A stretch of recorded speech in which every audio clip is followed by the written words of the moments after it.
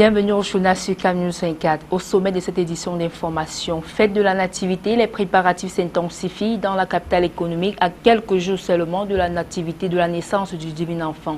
Dans les chapelles, l'heure est au grand de réglage. CAN 2016-2019, la sécurité au centre de l'accueil et la qualité des services réservés aux touristes dans les établissements hôteliers. Tels sont les objectifs assignés par le ministère du Tourisme et des Loisirs lors d'un atelier organisé dans la capitale régionale du Nord. Une fois de plus, bienvenue au journal sur CAMnews 24. Fête de la Nativité 2015, les chapelles font déjà leur grande muette et les préparatifs dans les églises comme dans les chapelles sont toutes particulières. Nettoyage, décoration et construction de la crèche, l'on met la dernière main à la pâte pour accueillir l'enfant Jésus le 25 décembre prochain. Éric Ticheux, Benoît Dormont.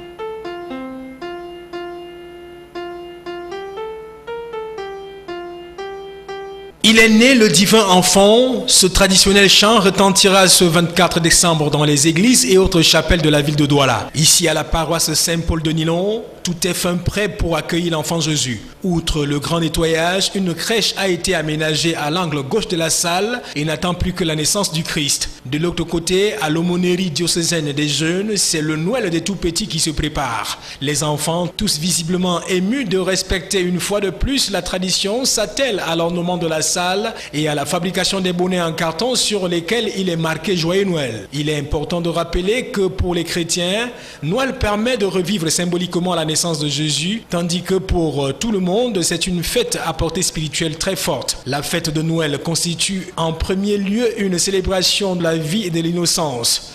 L'histoire de cet enfant, né de façon humble dans une étale, a un sens pour tout le monde. Lorsque l'on se réunit en famille pour fêter Noël, en accordant une place particulière aux enfants et en ouvrant sa maison à autrui, cela participe à l'esprit de Noël, que l'on soit croyant ou non. Noël est le moment où les chrétiens pratiquants doivent se concentrer sur Jésus-Christ.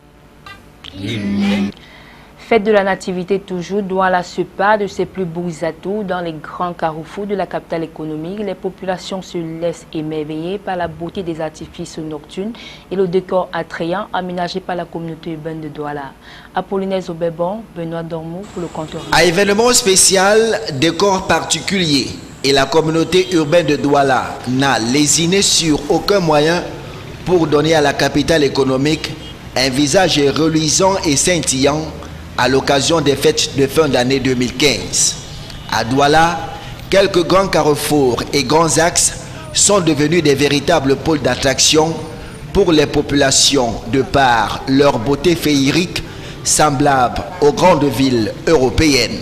Émerveillés par ce nouveau décor que présente la ville en nocturne, quelques-uns n'hésitent pas d'en garder des photos en souvenir. Je trouve ça très beau, très joli. La ville est très embellie. C'est bien pour poser des photos. C'est une nouvelle ère. C'est quelque chose de nouveau, ça nous plaît vraiment. Ouais, nous sommes ravis. On rentrait tout juste de boulot et on s'est arrêté. C'est vraiment chic. C'est propre, ouais. C'est intéressant. Si seulement ça rend notre pays bien propre et plus intelligent. Bon, ça nous plaît. Hein. On aime bien ça. Oui. Si bien après les fêtes, ça pouvait continuer à être comme ceci. Ça devait embellir la ville. C'est quelque chose de très bien. Et nous, on apprécie vraiment. Et pour assurer la durabilité de ce chef-d'œuvre, certains admirateurs pensent que la sécurité devrait être démise en ces lieux. On a trop des arnaqueurs. Petits arnaqueurs, c'est quoi? Il y a ceux qui viennent espionner, peut-être comme ils veulent seulement filmer, mais ils veulent vraiment arnaquer les gens. Donc, il faudra que vraiment même en cela, qu'il y a un truc de sécurité. Cependant, le vœu le plus cher pour les nombreuses populations est de voir la capitale économique garder ce décor attrayant, même après les fêtes. Le ministère du Tourisme et des Loisirs prépare le terrain pour les CAN 2016 et 2019. À cet effet, il a organisé dans la capitale régionale du Nord, hier mardi, jusqu'à ce jour, un important atelier sur la sécurité des touristes, l'accueil et la qualité des services dans les établissements hôteliers. Pour cet atelier de Garoua, Aman Bila Gagar Blaise, conseiller numéro 1 Minto et représentant du ministère, a suivi les travaux de bout en bout. Jusqu'à Aman Boni. C'est la salle de l'hôtel La Benoué de Garoua qui a servi de cadre à l'atelier organisé par le ministère du Tourisme et des Loisirs dans le but de relancer l'activité touristique dans le Septentrion qui, par le passé, était l'une des premières destinations touristiques au Cameroun. Depuis l'arrivée du phénomène de l'insécurité dans cette partie du pays, l'on note une baisse considérable des touristes. L'atelier de Garoua se tient donc dans un contexte singulier marqué par les préparatifs des événements sportifs continentaux, à savoir les Coupes d'Afrique des Nations 2016 et 2019. Édifier les acteurs locaux du tourisme sur la sécurité des touristes, l'accueil et la qualité des services dans les établissements hôteliers était plus que nécessaire. Présidé par Armand Bilac Garga-Blaise, conseiller numéro 1 au ministère du Tourisme et des Loisirs et représentant du ministre, l'atelier était meublé par des exposés qui ont permis d'outiller et de sensibiliser les participants sur la bonne présentation physique et morale des personnels des établissements hôteliers, sur la nécessité d'afficher de manière visible les plans de protection et de sécurité dans les structures hôtelières et enfin apprendre aux participants les techniques de gestion des différentes clientèles pour qu'enfin, dans la partie septentrionale du Cameroun, le tourisme reprenne sa place et ceci avant les échéances sportives qui pointent à l'horizon. Parlons de toute autre chose à présent. 5,840 milliards de francs CFA, c'est le budget de l'année 2016, examiné et adopté par les administrateurs de l'Agence des normes et de la qualité lors des travaux de la 13e session ordinaire de cette structure, qui s'est tenue le 22 décembre 2015 à Yaoundé. Marcel Vondor, Apollinaire Zobelban. Plusieurs points étaient inscrits à l'ordre du jour des travaux de la 13e session ordinaire du conseil d'administration de l'Agence des normes et de la qualité.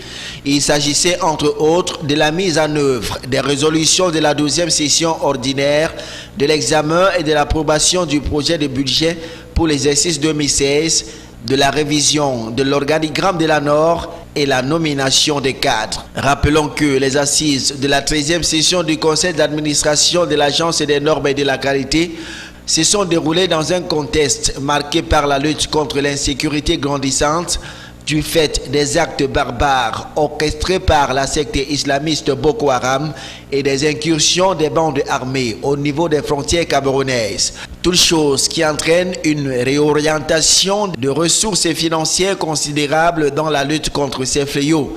Des ressources qui, de l'avis du président du conseil d'administration, auraient aidé à lutter contre la pauvreté. Des ressources financières considérables qui auraient pu être orientées vers la lutte contre la pauvreté, financent cette guerre pour préserver la paix et l'intégrité territoriale du Cameroun. En même temps, il doit sécuriser donc, le triangle national. Le président de la République, son Excellence Paul Biya, est également déterminé à accélérer la croissance économique en achevant les grands projets structurants de première génération tels que contenus dans sa circulaire du 13 août 2015. Tous ces défis qui interpellent aujourd'hui l'Agence des normes et de la qualité dans la réussite du plan d'urgence triennal devraient être un élément de motivation pour ce qui concerne l'exécution de nos missions quotidiennes à l'heure où la vulnérabilité économique et financière se confirme à l'échelle mondiale. L'ANOR doit continuer plus que par le passé à faire preuve de détermination et d'efficacité. En dépit de la persistance de ces pesanteurs, le président du conseil a prescrit la poursuite de l'ensemble des missions assignées à l'Agence des normes et de la qualité. Il s'agit notamment des activités liées à l'élaboration et à l'homologation des normes, des campagnes de sensibilisation sur la normalisation des 10 régions du pays, l'intensification de la communication pour une meilleure visibilité des actions menées par la NOR, sans oublier l'ouverture des antennes régionales qui devra être effective en 2016. Extrême Nord, bientôt la construction des ouvrages de retenue d'eau dans 6 localités de la région. Un atelier de validation des études de construction de ces ouvrages vient de se tenir à Maroua. Après la validation, suivra la passation des marchés. L'exécution des travaux du dit atelier ont été présidés par l'inspecteur général des services régionaux du représentant personnel du gouverneur. Reportage. Les localités de Maboudji, Makalingae, Mangirla, Sokongo, Tchevi et Yola Maliki auront bientôt des retenues d'eau pour la consommation humaine et les activités agro-pastorales. L'atelier de validation des études de construction de ces ouvrages vient de se tenir à Maroua. Le travail avait pour but de partager avec les parties prenantes du projet les résultats du travail déjà effectué sur le terrain. Plus spécifiquement, il s'est agi au cours des assises d'analyser les documents produits par le consultant, de formuler des observations et recommandations éventuelles et d'élaborer un chronogramme de réception des documents finalisés. Donc aujourd'hui, nous venons dans le cadre de cet atelier partager avec les différentes parties prenantes du projet, que sont les autorités administratives, les responsables techniques, les autorités traditionnelles et les maires, parce que nous voulons associer dès le départ, dès la préparation du projet, toutes ces parties prenantes pour qu'au moment de la réalisation du projet, qu'ils ne soient pas, n'est-ce pas, absents dans le processus. Donc véritablement, l'objectif est de partager avec eux ce projet important pour le chef de l'État. En présidant les travaux, l'inspecteur général des services régionaux représentant personnel du gouverneur a rappelé que la construction de ces ouvrages de retenue d'eau rentre dans le cadre de la mise en place d'un plan d'urgence pour l'accélération de la croissance économique. Jean-François Franklin Etapa a invité les participants à mener des échanges et discussions constructives afin qu'au terme de cet atelier, les documents réalisés par les consultants soient analysés, les observations et recommandations formulées et un chronogramme de réception des documents finalisés élaboré. L'atelier en question est organisé par le ministère de l'économie, de la planification et de l'aménagement du territoire à travers la mission du développement intégré de Momandara, Midjima. Toujours à l'extrême nord, le village artisanal régional opérationnel. Le ministre des Petites et Moyennes Entreprises, de l'économie sociale et de l'artisanat a procédé à l'inauguration de ce bijou en exhortant les artisans d'en faire bon usage. Le compte rendu de Célestin Tabou est succès.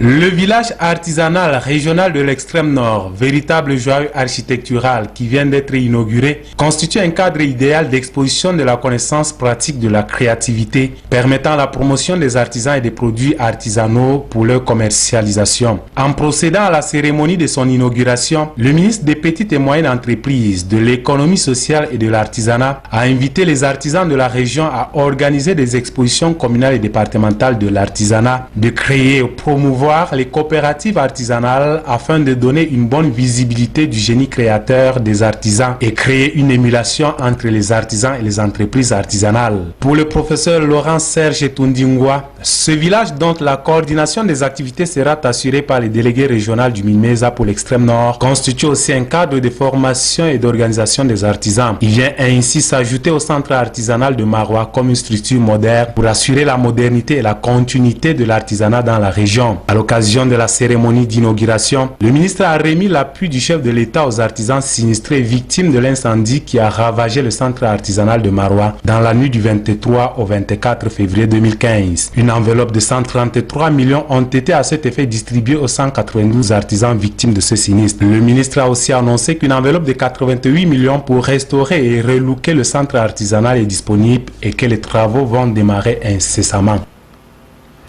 Comice agro-pastoral régional du Nord à Garoua, le monde agro-pastoral, les seigneurs de la terre du Nord valorisent les produits.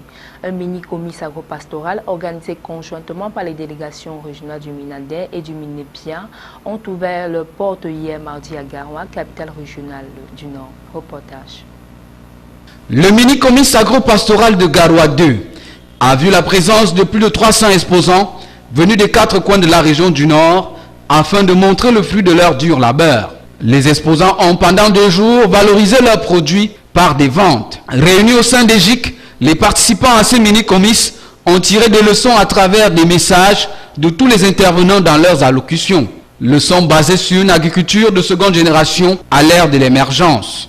La particularité de ces mini-comices, qui se tient pratiquement chaque fin d'année, est qu'il expose les récoltes agricoles et pastorales des agriculteurs et des éleveurs de la région avec au premier plan des céréales, maïs, mil, sorgho, riz, les fruits et légumineuses, les tubercules de manioc, le plantain, la banane cultivée dans le nord et enfin les produits de l'élevage, les gros et petits ruminants, les volailles et les produits de la pêche. L'objectif étant celui de permettre au Cameroun d'avoir une autosuffisance alimentaire. Le représentant du gouverneur Fidel Tegny, secrétaire général des services du gouverneur de la région du Nord, a saisi l'occasion pour saluer ces valeureux seigneurs de la terre qui ont su faire bon usage de l'appui du gouvernement, dont 1040 tonnes de semences de maïs améliorées, 10,4 tonnes de riz variété pluviale, Nirica, et plus de 20 000 tonnes de compost. Aux producteurs, le SG leur a demandé de dénoncer les auteurs de l'inflation des prix afin d'aboutir à la pénurie alimentaire. Chose à ne pas tolérer, surtout en cette période d'insécurité. La foire de Garoua 2 inaugurait dans le Nord une volonté de mobilisation pour un monde agropastoral